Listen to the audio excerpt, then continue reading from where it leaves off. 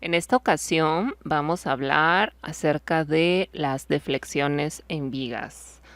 Puesto que los temas anteriores se trataron precisamente de vigas, el primer tema referente a esto fue los diagramas de cortante y de momento flexionante. Posteriormente vimos cómo calcular esfuerzos debidos a momentos, debidos a flexión en las vigas precisamente. Y ahora vamos a ver cómo calcular las deflexiones, que no son otra cosa más que cuánto baja el eje de una viga. Cuánto se deflexiona. Introducción.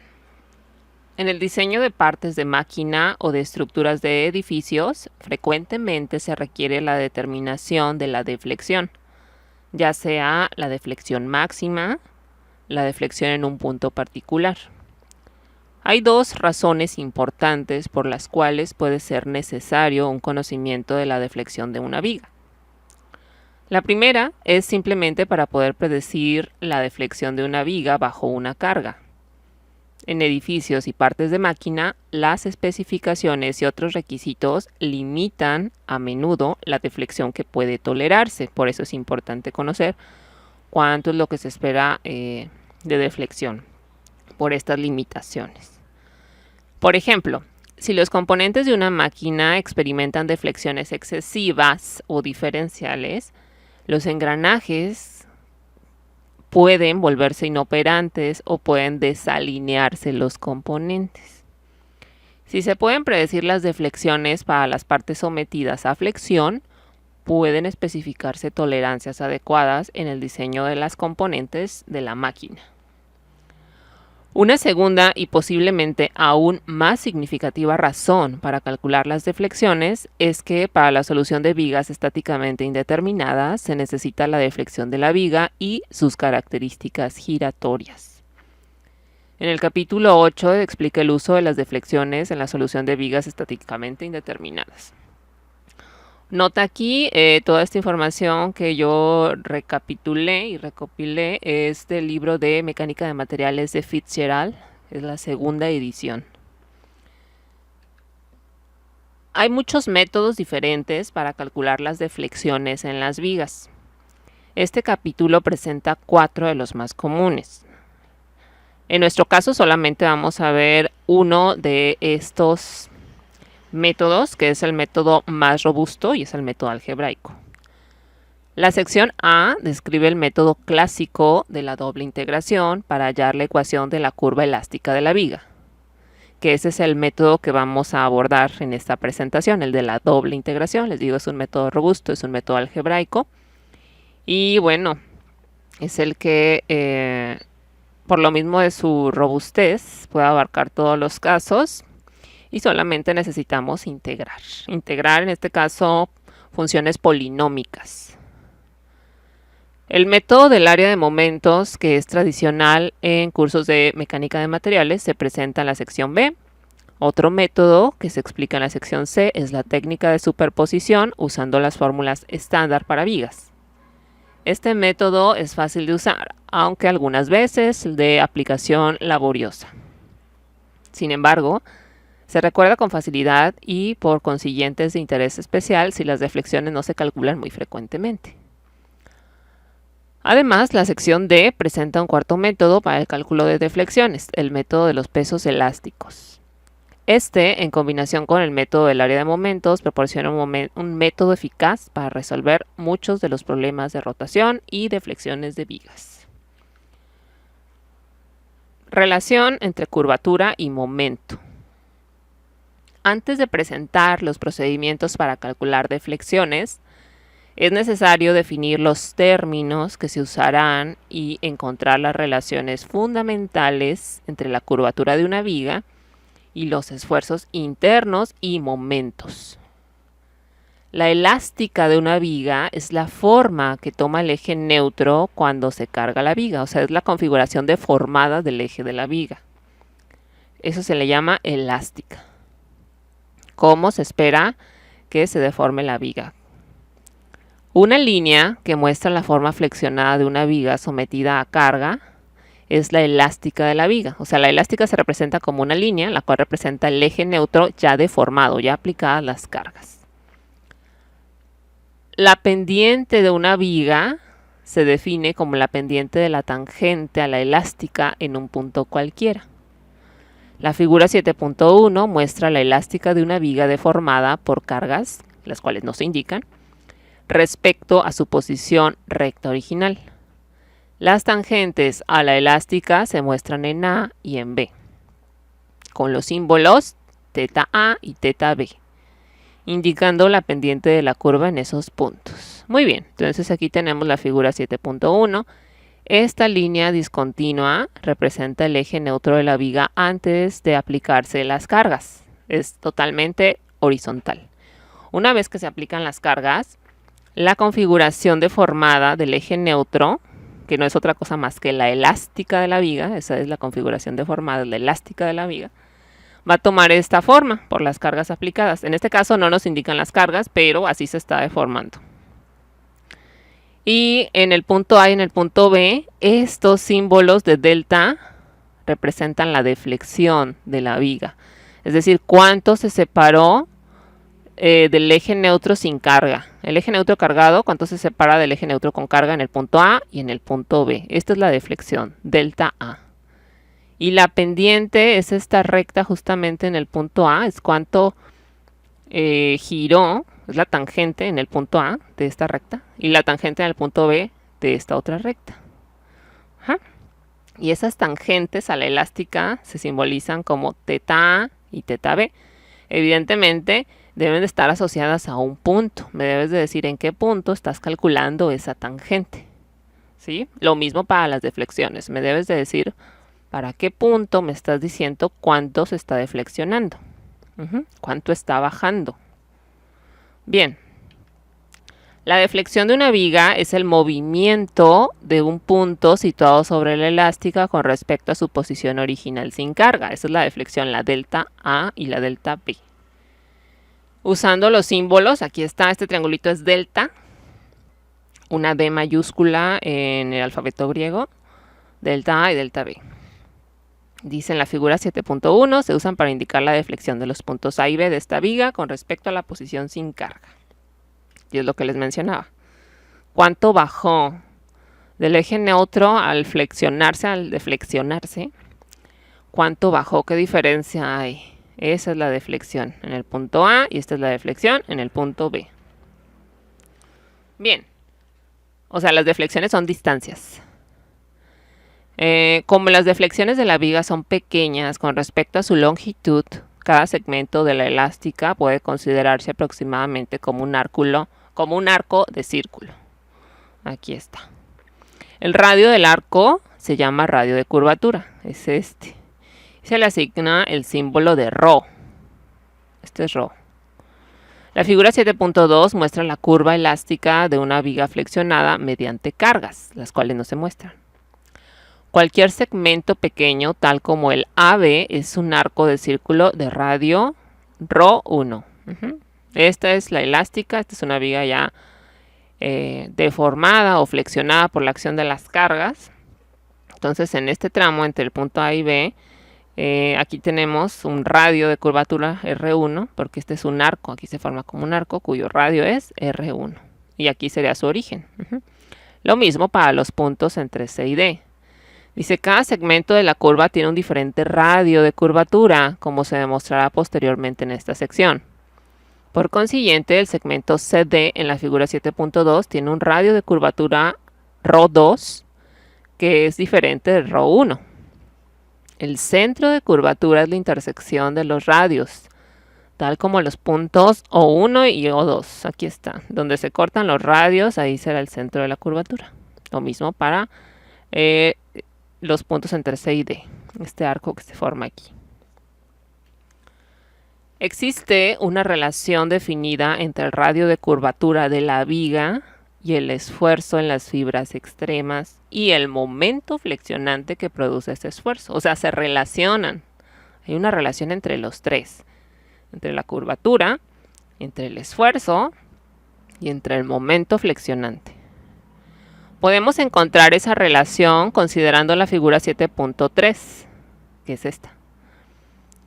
La figura 7.3a muestra una pequeña sección de una viga sin carga, de longitud diferencial de x. Aquí está. Esta es una viga sin carga, su eje neutro originalmente está horizontal. Es una viga simplemente apoyada. Aquí tiene un apoyo tipo bisagra, pasador. Aquí tiene un patín. Entonces estamos trabajando en esta pequeña sección entre B y D, o entre A y C, esos son los puntos de este rectángulo. Y esta es la longitud diferencial de x. La figura 7.3a muestra una pequeña sección de una viga sin carga de longitud de x, ya lo dijimos. La figura 7.3b muestra la misma sección después de que la viga se ha deformado por la acción de las cargas aplicadas. Antes de aplicarse está totalmente horizontal. Después de aplicarse las cargas se va a curvar de esta forma. Entonces, aquí tenemos el rectángulo original ACBD, ahora va a ser A', B', C', D'. Ya cambiaron. Evidentemente la curvatura de adentro es más pequeña que la línea de afuera de la curvatura. Puesto que las secciones planas antes de la deformación se conservan planas después de ella y esta pequeña sección de la elástica es un arco de círculo A', B' y C', se corta en el centro de curvatura 0. Aquí está. O sea, estas secciones permanecen planas, no se van a pandear, no se van a ladear. Entonces, si nosotros hacemos el radio y donde corte con el otro radio, vamos a tener el centro de curvatura. ¿Sí? Y esto forma un sector circular, si se fijan, una parte de un círculo. El eje neutro no está sujeto a ningún esfuerzo y conserva la longitud original de x. Este es el eje neutro, que generalmente coincide con el centroide de la sección transversal, que es algo geométrico. El eje neutro se relaciona con esfuerzos y el centroide se relaciona con geometría. Dice, sin embargo, las otras fibras cambian de longitud, como se discutió en el capítulo anterior. Supóngase que las fibras inferiores situadas a una distancia c a partir del eje neutro aumentan su longitud en una cantidad delta. O sea, este es el eje neutro, este que tiene guión largo, guión corto, guión largo, guión corto. Este es el eje neutro. Si tú bajas una cantidad c, una distancia c hasta las fibras inferiores de tu viga, ahí vas a tener lo que medía el eje neutro antes de deformarse más delta, más lo que se deformó, ¿sí? Porque aumentó.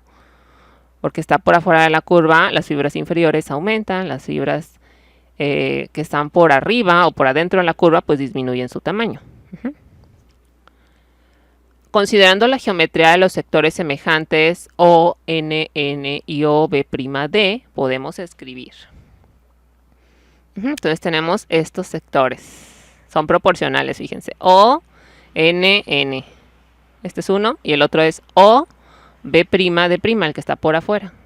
ONN es el que coincide con el eje neutro y OB', D' es el que coincide con las fibras inferiores, las que se están elongando, aumentando su longitud.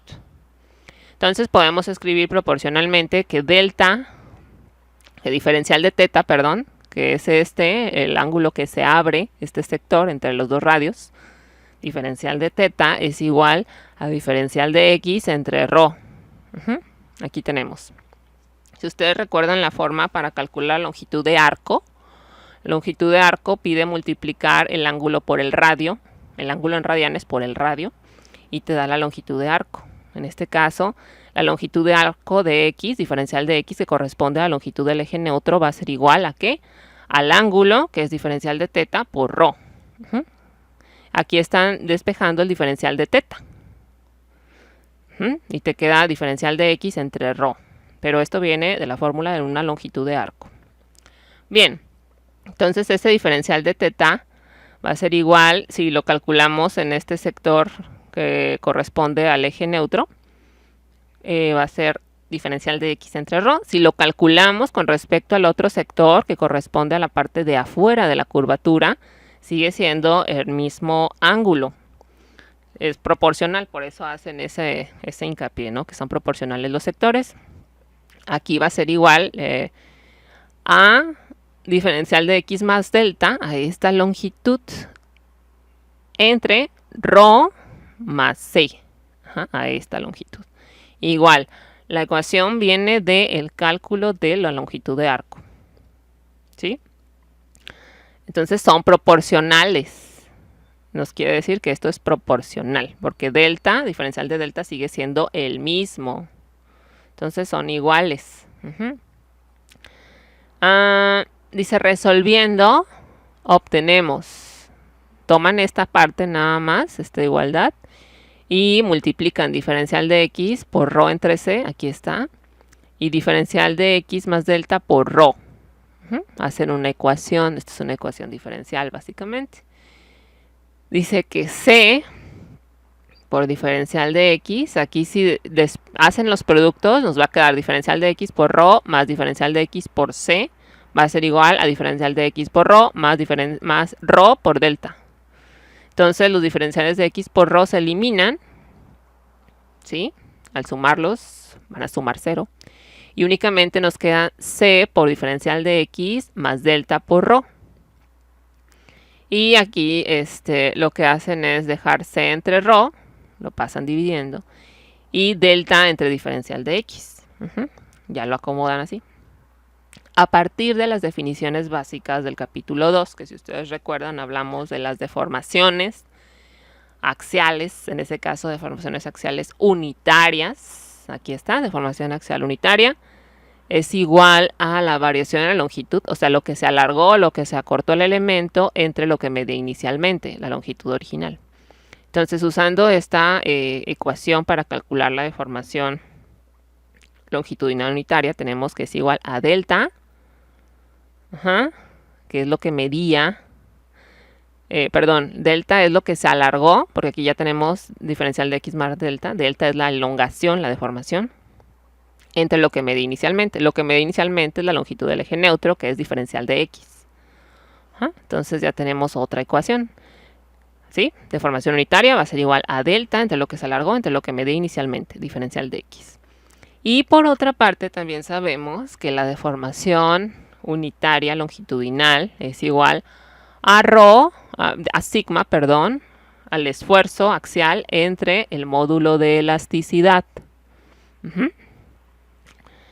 Entonces, si recuerdan esto, aquí tiene que ver el módulo de Young con módulo de elasticidad, tiene que ver la ley de Hooke, que nos dice que los esfuerzos son proporcionales a las deformaciones.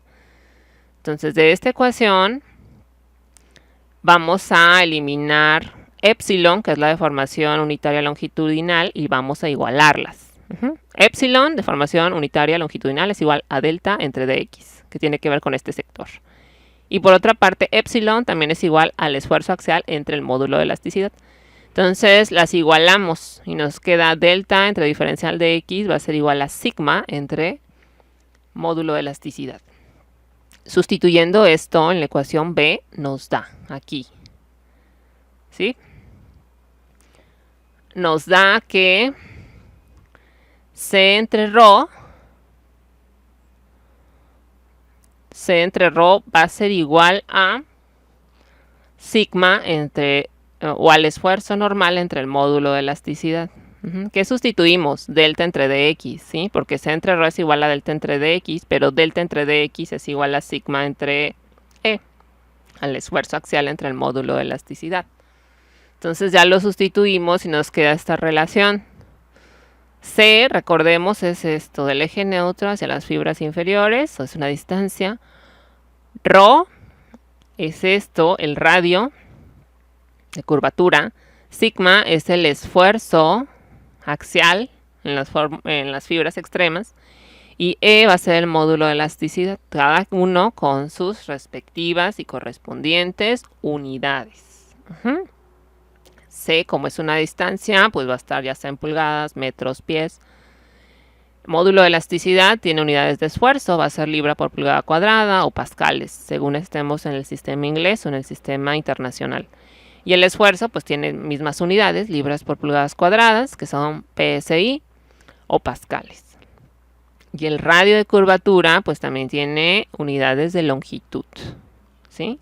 Entonces nos quedamos con esa relación. Y ahora lo vamos a relacionar todavía más. Lo vamos a relacionar ahora con los esfuerzos. Con el momento, perdón. puede obtenerse otra expresión útil sustituyendo la relación. Sabemos que el esfuerzo en las fibras extremas, porque es el tema que acabamos de ver, el esfuerzo en las fibras extremas de una viga, el esfuerzo normal debido a flexión es igual a mc entre i. Al momento flexionante sería el máximo por c, que es la distancia desde el eje neutro hacia arriba o hacia abajo, a las fibras extremas, y entre el momento de inercia de la sección transversal. Entonces, ¿qué hacemos? De esta ecuación que ya teníamos, C entre ρ es igual a sigma entre el módulo de elasticidad, sustituimos sigma en función del momento. Y nos va a quedar C entre ρ va a ser igual a mc entre I por E, entre el módulo de elasticidad por el momento de inercia. Y aquí se eliminan las Cs, C entre C. Entonces nada más me queda 1 entre ρ. 1 entre el radio de curvatura es igual al momento entre el módulo de elasticidad por el momento de inercia de la sección transversal. Esa es la relación entre la curvatura de una viga y el momento flexionante. La curvatura aquí está por el radio y el momento. Podemos obtener una expresión adicional que se usará en secciones posteriores de este capítulo. Dice eliminando al ρ, al radio de la curvatura, de las ecuaciones A y de la 7.2. ¿Cómo? Pues sabemos que diferencial de teta, el ángulo, si ustedes recuerdan, aquí está, el ángulo de este sector, pues va a ser igual a diferencial de x entre ρ. O sea, viene de la misma ecuación del cálculo de la longitud de arco. La longitud de arco de x es igual al radio por el ángulo en radianes. Si despejas el ángulo, el de teta, pues ya te queda de x entre ρ. La distancia, la longitud de arco entre el radio de curvatura.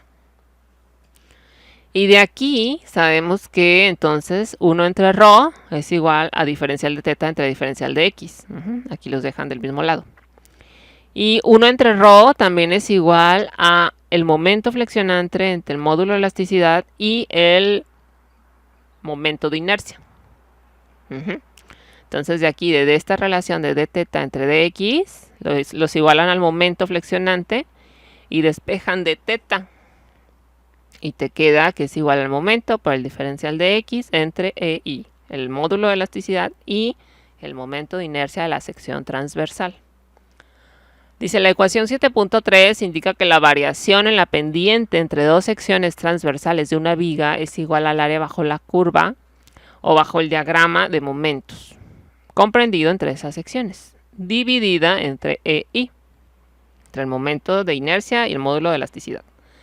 Esta expresión se discutirá posteriormente más ampliamente en este capítulo. Deflexiones en vigas por integración. Aquí vamos a ver el tema del método de doble integración, que es un método robusto, es un método clásico basado en el planteamiento de ecuaciones algebraicas, las cuales vamos a integrar. Vamos a integrar la ecuación del momento flexionante, la vamos a integrar una vez y una vez más. Y esto lo vamos a ver ahorita, el porqué de esas dos veces que integramos, que de ahí precisamente viene el nombre del método de doble integración. Base del método. La figura 7.4 muestra la elástica de una viga deformada por cargas. Esta es, así se está deformando el eje de la viga. El objeto del procedimiento de integración es expresar la ecuación para la elástica de la viga en términos de las cargas y de las coordenadas x y y. Donde x, bueno, va avanzando en este caso a partir del extremo izquierdo y hacia la derecha. Y y es hacia arriba o hacia abajo, cuánto sube o cuánto baja precisamente el eje de la viga, cuánto se está deformando. En la sección 7.2 se estableció que puesto que las deflexiones de la viga son pequeñas en comparación con la longitud de la viga, cada pequeño segmento de la elástica puede considerarse aproximadamente como el arco de un círculo que tiene un radio de curvatura ρ. En los libros de texto de cálculo elemental, la curvatura de una línea se define como 1 entre ρ es igual a la segunda derivada de y con respecto de x dividido entre 1 más la primera derivada de y con respecto de x elevada al cuadrado y ese binomio elevado a la 3 medios, donde ρ es el radio de curvatura y x y y, bueno, son coordenadas de un punto sobre la curva. En las vigas, la pendiente de y de x es muy pequeña. Cuando el término de y de x, o la primera derivada de y con respecto de x, se eleva al cuadrado, se hace tan pequeño que en comparación con los otros términos puede despreciarse. Con esta aproximación, la ecuación de la elástica de una viga puede escribirse como 1 entre ρ es igual a la segunda derivada de y con respecto de x dividido, no, nada más es eso, 1 entre ρ igual a la segunda derivada de y con respecto de x. La curva de una viga está relacionada con el momento flexionante. La ecuación 7.2 indica esta relación, que es la que dedujimos en la sección anterior. 1 entre ρ, que es el radio de curvatura, es igual al momento flexionante entre el módulo de elasticidad por el momento de inercia de la sección transversal. Por consiguiente, la ecuación 7.4 puede escribirse como, y aquí está. En lugar de 1 entre ρ vamos a utilizar la segunda derivada y con respecto de x va a ser igual a el momento flexionante dividido entre el módulo de elasticidad y el momento de inercia de la sección transversal. La solución de la ecuación 7.4 son ecuaciones que permiten calcular la pendiente y la deflexión de la elástica de la viga. Relaciones útiles. Para una condición de carga dada, una viga adoptará una posición deformada particular. Cada punto situado sobre la elástica tendrá una deflexión y una pendiente de y de x. Según el material presentado en el capítulo 4, la viga tendrá también valores de la carga, fuerza cortante y momento en cada punto. Esto lo podemos conocer a través de los diagramas de fuerza cortante y diagramas de momentos flexionantes. Estas 5 cantidades están relacionadas y es útil darse cuenta que lo están en una forma definida. Su relación deberá comprenderse tanto en términos físicos como matemáticos. Suponga que una viga tiene una carga aplicada específica. La elástica de esta viga adopta una forma particular. La ecuación de esta curva se discutirá en la sección 7.5. Suponga por ahora que conoce la ecuación de la elástica y puede escribirla en términos de las coordenadas x y y, tal como y es igual a f de x, o sea, y es igual a una función en términos de x. La deflexión y en cualquier punto puede calcularse sustituyendo el valor numérico para la distancia x en la ecuación.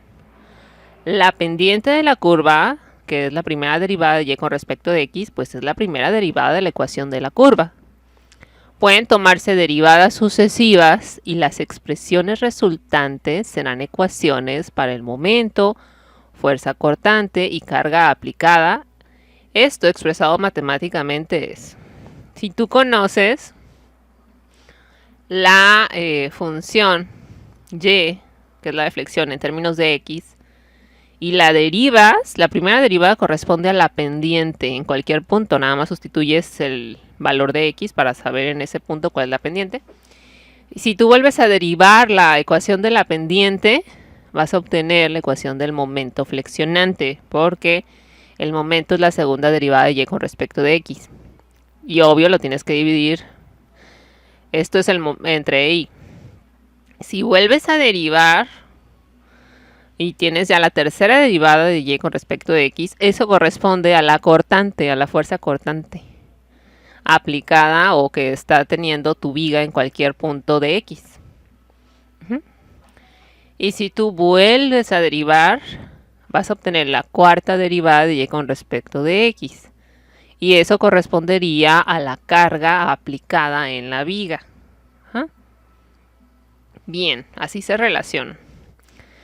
Deflexión, derivas, obtienes la pendiente en cualquier punto, derivas, obtienes el momento en cualquier punto, derivas, obtienes la cortante en cualquier punto y derivas otra vez y obtienes la carga en cualquier punto. Lo anterior significa que si se conoce la ecuación para la elástica, las ecuaciones para la pendiente, momento, fuerza cortante y carga aplicada se pueden determinar por diferenciaciones sucesivas. Y al revés, si se conoce la ecuación para el momento flexionante, puede integrarse sucesivamente, primero para obtener la pendiente y enseguida para obtener la deflexión en la elástica. Y también puede derivarse sucesivamente para obtener las ecuaciones del cortante y de la carga. La figura 7.5 muestra las relaciones gráficas entre estas cantidades. Ok, si nosotros partimos de la carga aplicada en la viga, la integramos, vamos a obtener la fuerza cortante. Fíjense cómo va aumentando el grado de la ecuación. Aquí en este caso la carga aplicada es una fuerza uniformemente distribuida. W es una constante, se representa a través de una gráfica rectangular.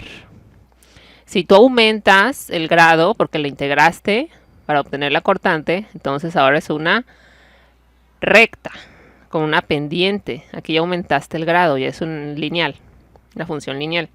Luego, si tú vuelves a integrar para obtener el momento, obtienes una parábola, ya es segundo grado, porque aumentaste 1 la potencia de tu función polinómica al momento de integrar.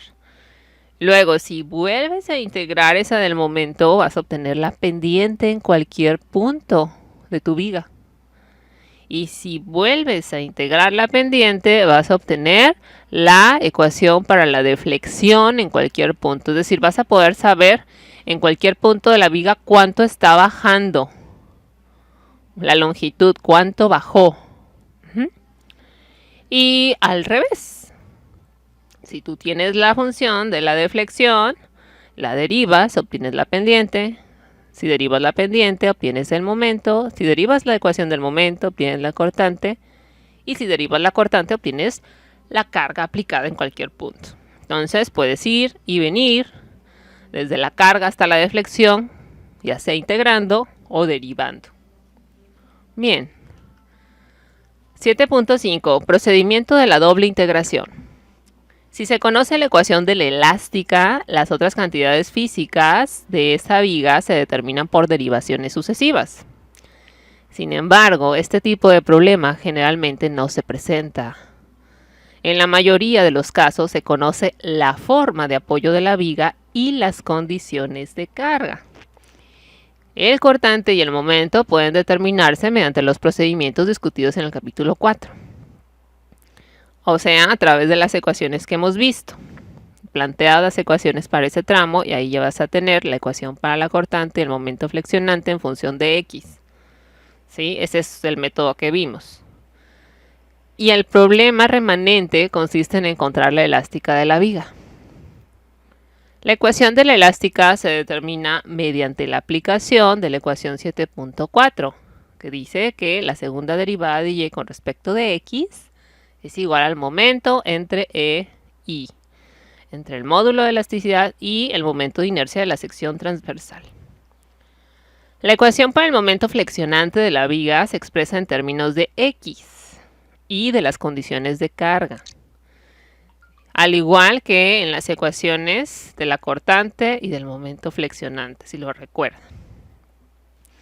Esta expresión se sustituye para M en la ecuación 7.4, que es la segunda derivada. Aquí está, se sustituye aquí. La expresión resultante se integra una vez para obtener la ecuación de la pendiente. O sea, si tú tienes la segunda derivada de y con respecto a x y la integras, vas a obtener la primera derivada de y con respecto de x. Y luego integras nuevamente o integras una segunda vez para determinar la ecuación de la deflexión. Para encontrar y, teniendo su primera derivada, vuelves a integrar y llegas a y. Entonces, eso es lo que tenemos. Nosotros vamos a partir del momento flexionante, de la ecuación del momento flexionante. Estamos aquí. Ya podemos plantear nuestra ecuación del momento en términos de x con las ecuaciones que vimos. Por tramos, evidentemente, según vaya cambiando la carga. La integramos esa ecuación del momento y vamos a obtener la primera derivada. Aquí está, vamos hacia arriba. Con eso obtenemos la pendiente. Luego volvemos a integrar la ecuación de la pendiente y vamos a obtener la deflexión. Vamos a obtener la ecuación que nos dice cuánto baja, cuánto se desplaza, cuánto se está deformando la viga en cualquier punto X, a cualquier distancia. Es lo que queremos obtener. Ok. Para capacitar al estudiante a entender más fácilmente los pasos necesarios del método de la doble integración, estos se describen más adelante. Vienen aquí un par de ejemplos, de los cuales vamos a ver también. Luego les voy a desarrollar en los videos un par de ejemplos que describen este procedimiento de la doble integración. Por eso se llama doble integración, porque estamos partiendo de la ecuación del momento, integramos una vez, obtenemos la ecuación de la pendiente, integramos otra vez la ecuación de la pendiente y vamos a obtener la ecuación de la deflexión. Allí vamos a obtener la ecuación de la elástica de la viga. Bien, procedimiento 1. Se traza un diagrama de cuerpo libre de la viga y las cargas y se bosqueja su eje deformado, o sea, la elástica, notando en particular los puntos que tienen deflexión 0 o pendiente 0. Deflexión 0, o sea, no se va a bajar nada ni subir nada a ese punto cuando tengamos un apoyo. No así con la pendiente. La pendiente es distinta. Cuando tenemos un apoyo, depende de dónde esté colocado el apoyo y cómo esté colocado, puede estar variando la pendiente. Solamente podemos asegurar que la pendiente es 0 cuando tenemos un apoyo empotrado, un empotramiento. 2. Se determinan los ejes coordenados. Generalmente es mejor elegir el origen en un extremo de la viga. Nosotros aquí lo vamos a ver con el eje coordenado iniciando a la izquierda de la viga. También se puede iniciar a la derecha. En cualquier extremo de la viga tú puedes iniciar y plantear tus ecuaciones con respecto a ese origen seleccionado. Nosotros vamos a ver el eje izquierdo, ya que para ver el extremo derecho es exactamente lo mismo, nada más ahí hay que tener en cuenta las convenciones de los signos. Cuándo es positivo el cortante, cuándo es positivo el momento flexionante. 3. Se toma una sección cualquiera de la viga a una distancia general X a partir del origen de coordenadas, que va a ser el extremo izquierdo, y se traza el diagrama de cuerpo libre resultante. Esto es igualito que con las ecuaciones de cortante y de momento flexionante. Tenemos que seccionar nuestra viga cada que ocurra un cambio en las cargas aplicadas. Entonces vas a tener tantas secciones en tus vigas o tantos tramos que definen tus ecuaciones como cambios de carga ocurran en tu viga. Es buena práctica indicar los ejes coordenados en esta figura, es decir, hacia dónde crece X. 4. A partir del cuerpo libre del paso 3, se escribe una ecuación para el momento flexionante en la viga en términos de X y de las cargas. Esto es igualito que para trazar los diagramas de momento flexionante, con la salvedad de que aquí no vamos a plantear la ecuación para la cortante, nada más para el momento flexionante. 5. Se sustituye esta expresión para m, para el momento flexionante, en la ecuación 7.4. La ecuación 7.4 nos dice que la segunda derivada de y con respecto de x es igual al momento flexionante dividido entre el módulo de elasticidad y el momento de inercia de la sección transversal. 6. Se integra la ecuación del paso 5 para obtener la ecuación de la pendiente, que es la primera derivada de y con respecto de x de la viga. 7. Se calcula la constante de integración aplicando las condiciones de frontera o de límite.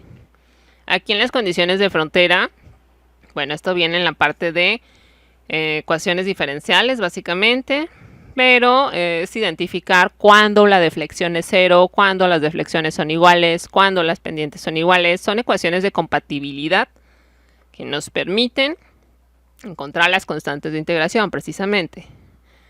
Cada vez que integramos obtenemos una constante de integración, ¿sí? Eso es importante recordarlo. Cada vez que integras obtienes una constante de integración. 8. Se integra la ecuación de la pendiente para obtener la ecuación de la deflexión de la viga. La deflexión se simboliza con y.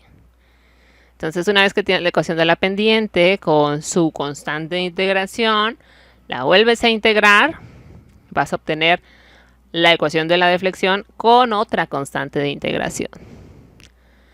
9. Se calcula la constante de integración aplicando las condiciones a la frontera. Lo mismo, hay que identificar cuándo las deflexiones son 0, cuándo las deflexiones son iguales, cuándo la pendiente es 0, cuándo las pendientes son iguales. Eso ya es caso por caso de cada viga y según los apoyos que tengamos. Bien, pues estos serían así básicamente los 9 pasos. De estos 9 pasos nosotros ya venimos haciendo hasta el paso 4, que es escribir la ecuación del momento flexionante, la ecuación algebraica. Entonces ya lo demás es sustituir, integrar y encontrar constantes de integración, que es muy fácil porque son ecuaciones polinómicas. Entonces para integrar una ecuación polinómica nada más le aumentas el grado, le aumentas 1 al grado y lo divides entre eso mismo.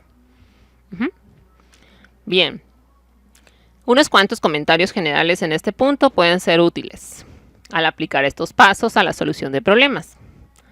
Al usar la ecuación 7.4 debe obtenerse una ecuación algebraica para el momento flexionante. Cada vez que cambia la ecuación para el momento flexionante, debe usarse una nueva expresión con la ecuación 7.4. ¿Cuándo cambia la expresión para el momento flexionante? Cada vez que cambian las condiciones de carga, ¿sí? El intervalo de validez de la ecuación del momento flexionante es, por consiguiente, el intervalo de validez de cualquiera de las ecuaciones obtenidas usando esta expresión. O sea, por cada tramo que tú tengas en tu viga distinto, en cada tramo van a ser válidas esas ecuaciones. Va a ser válida la ecuación del momento, va a ser válida la ecuación de la pendiente y va a ser válida la ecuación de la flexión. ¿Sí? Por cada tramo vas a tener ecuaciones distintas, de tal manera que si tu viga solamente la representas con una ecuación porque tiene nada más una situación de carga, pues basta con una de momento, una de pendiente y una de flexión para describir tu viga. Pero si tiene varios tramos, ahí es donde, bueno, como tantos tramos tengas, como tantas ecuaciones vas a tener para cada tramo. Siempre que se resuelva una integral indefinida, resultará una constante de integración. Esta constante de integración debe calcularse siempre, pues no necesariamente 0. Para calcular esta constante de integración deben conocerse ciertas relaciones entre las variables de la ecuación. Estas relaciones se llaman condiciones a la frontera. El reconocimiento de las condiciones a la frontera en un problema y el cálculo correspondiente de la constante de integración son necesarios para la solución completa del mismo. Sí, aquí es donde les digo que hay que saber cuándo la pendiente es 0, cuándo las pendientes son iguales, cuándo la deflexión es 0, cuándo las deflexiones son iguales. Y dependen de los apoyos, cómo esté apoyada y cargada esta viga. La figura 7.6 es útil para ilustrar algunos de los comentarios discutidos anteriormente. En la figura 7.6a solamente hay un tipo de carga en todo el claro y una aplicación de los pasos del 1 al 9 determinará la ecuación para la elástica. En este caso la ecuación se aplicará a todo el claro de la viga. O sea, esta figura, la A, 7.6a, solamente hay una situación de carga, que es la carga uniformemente distribuida W, y está distribuida en todo el claro de la viga. Entonces, con una ecuación de momento que plantees, con una ecuación para la pendiente y con una ecuación para la deflexión, vas a poder describir toda tu viga, porque hay una sola situación de carga. ¿Sí? Para calcular las constantes de integración, debe notarse que la pendiente y la deflexión en el extremo empotrado son 0. Aquí en el empotramiento, tu pendiente es 0. Siempre en un empotramiento la pendiente va a 0. La deflexión también es 0, no está bajando, no está deformándose ahí el eje neutro, no puede bajar por el apoyo que se lo impide. Entonces en empotramiento la deflexión, lo que baja es 0 y lo que la pendiente de la elástica también es 0 en un empotramiento. Entonces estas dos condiciones físicas, con esas dos condiciones de frontera nosotros podemos determinar las constantes de integración. ¿Por qué? Porque por cada vez que integraste una vez la ecuación del momento para obtener la de la pendiente. Se generó una constante de integración. Luego volviste a integrar esa ecuación de la pendiente y se generó otra constante de integración. Tienes dos constantes de integración. Necesariamente vas a tener que tener dos condiciones de frontera para poder determinar el valor de esas constantes. ¿Sí? Ahora, la viga de la figura 7.6b es más complicada, debido a que hay 3 secciones diferentes, teniendo cada una su propia ecuación para el momento flexionante. Esto significa que los pasos del procedimiento descrito antes deben aplicarse 3 veces diferentes, una para cada ecuación de momento. ¿Sí? Por consiguiente, habrá 3 diferentes ecuaciones para la curva elástica, teniendo cada una de ellas sus propios límites. Este es el otro caso, el 7.6b. Hay muchos casos según las cargas aplicadas, pero aquí nos dice que vamos a tener 3 distintas tramos o secciones en los que vamos a partir nuestra viga, y para cada tramo o sección vamos a determinar una ecuación del momento. Esta es la primera, el primer tramo o sección, desde el apoyo A hasta antes de la aplicación de la carga P.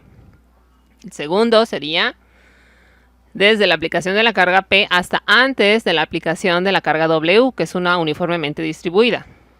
El tercer tramo sería desde el punto C, que inicia la carga uniformemente distribuida, hasta el punto D, donde está el apoyo, el patín.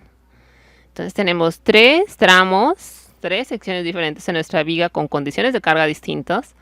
Para cada tramo vamos a plantear una ecuación del momento, como ya lo hemos venido haciendo. Al integrarlo, pues vamos a obtener una ecuación para la pendiente, ecuación para la pendiente tramo 2, ecuación para la pendiente tramo 3. Y asimismo vamos a obtener una ecuación para la deflexión, para el tramo 1, tramo 2, tramo 3. Y para los 3 tramos vamos a tener que encontrar los valores de las constantes de integración, ¿sí? O sea, en este tramo vas a tener 2 constantes de integración. Uno cuando integraste para la pendiente y otro cuando integraste para la elástica. Para el tramo 2, lo mismo, 2 constantes de integración distintas a las del tramo 1. Y para el tramo 3, otras 2 constantes de integración distintas a las del tramo 2 y 1. Esto significa que tenemos 6 constantes, de las cuales tenemos que encontrar los valores.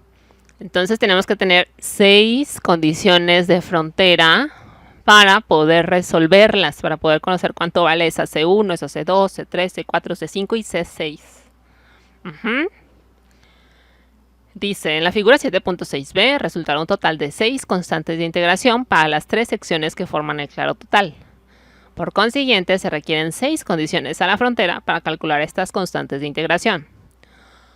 2 de las 6 pueden obtenerse observando que en Y0, en el apoyo, en los apoyos, siempre, las deflexiones van a ser 0. No puede estar aquí bajando la viga porque pues hay una fuerza que se lo impide, un apoyo precisamente, una fuerza reactiva.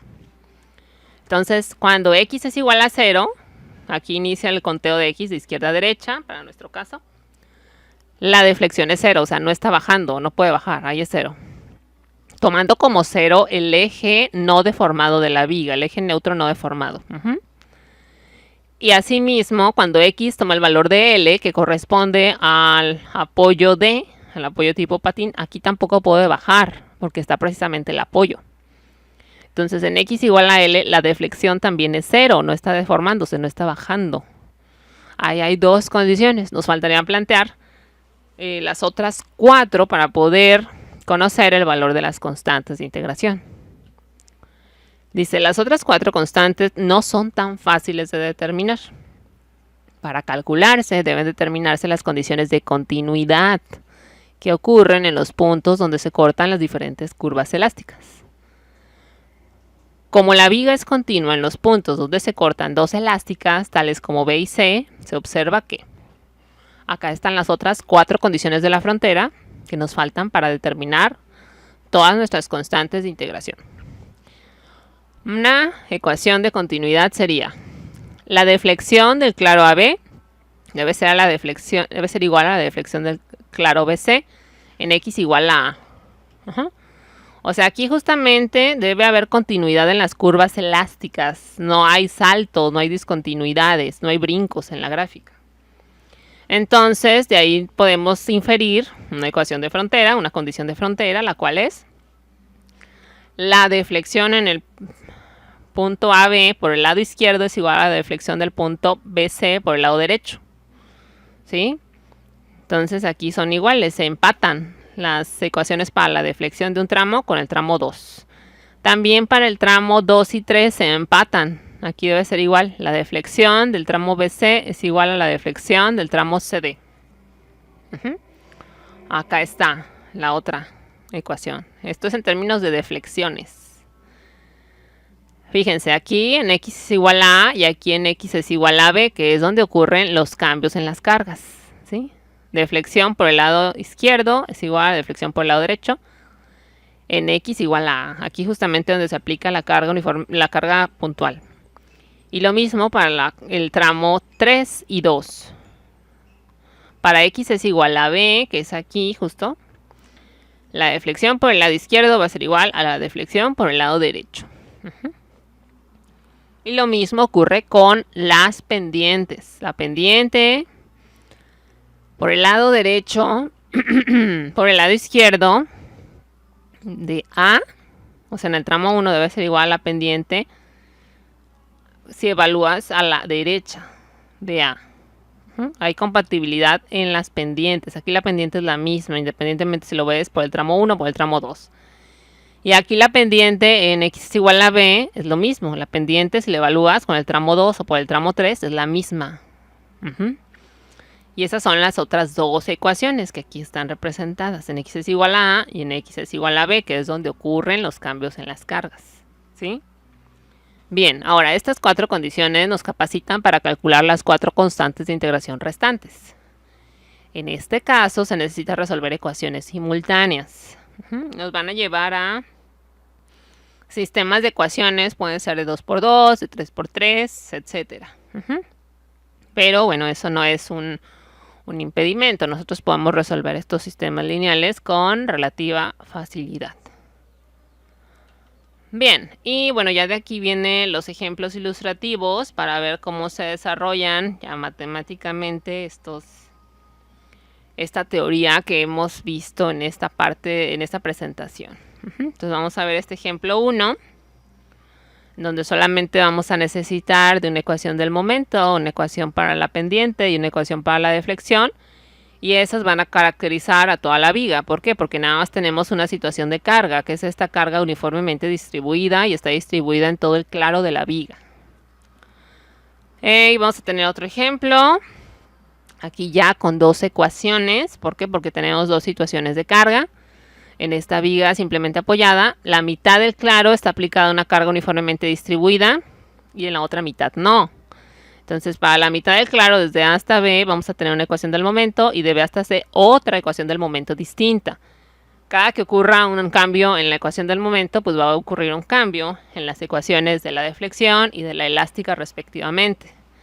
¿Sí? Entonces, aquí vamos a tener dos constantes de integración y aquí en este otro tramo otras dos constantes de integración. Vamos a tener un total de 4 constantes de integración y tenemos que poder plantear 4 condiciones de frontera para encontrar el valor de esas constantes de integración. Y bueno, pues sería todo. Ahora sí vamos a los ejemplos.